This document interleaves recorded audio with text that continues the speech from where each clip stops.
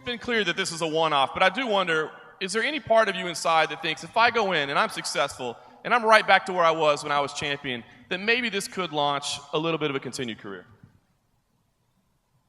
Oh, this may be a teaser. I don't know. We'll see what happens. I have no idea. I never say never, you know. We'll see.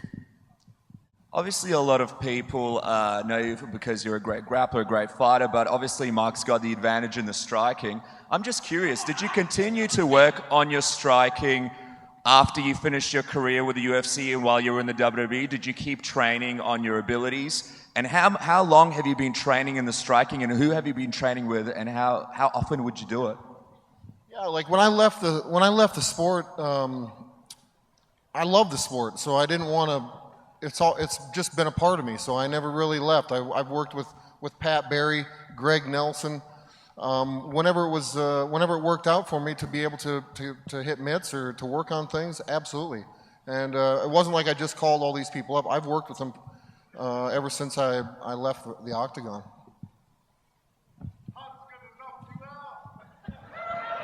Hey, Brock, question for you. Can you explain your health status when you said you left because you weren't healthy? When did you start to feel better, and did you have any other procedures after you left the UFC and before you came back? Well, I think it was like day 49 after I left. Like, I can't remember the exact hour. I feel fucking awesome. Why does it matter? I'm here.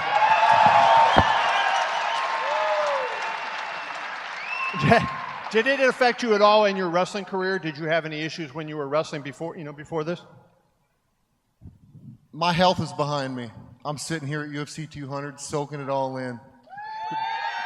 I don't know. I feel great. It's good to be here. It's good to be back. There's nothing else to say. It's just, I'm here. I feel great. That's it. Hey,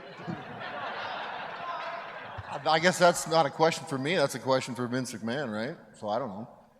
We'll get through Saturday and see what happens. I have no idea. Do you plan to do that with a victory? Ask for that. After Saturday, I think I'm booked for August, so I don't know. We'll get through Saturday. We'll see what happens. I don't know.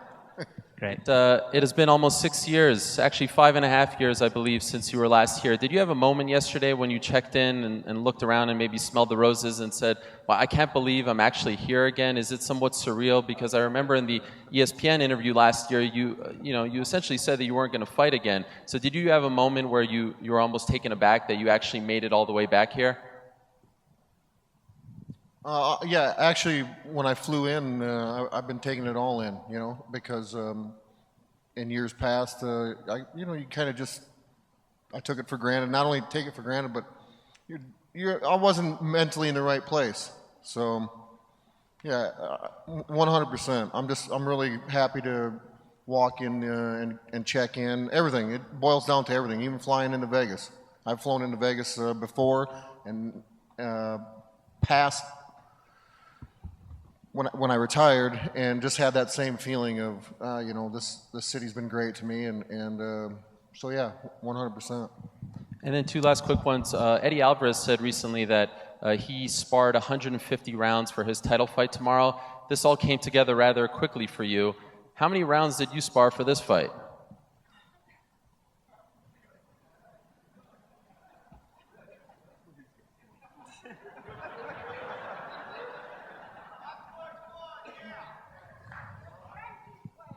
I don't think Brock's going to answer you. Okay. All right. That was free. What did you say? I was wondering how many rounds you were able to spar for this fight. Because 3,000. Okay. 3,000. That's impressive. Thank you, bro.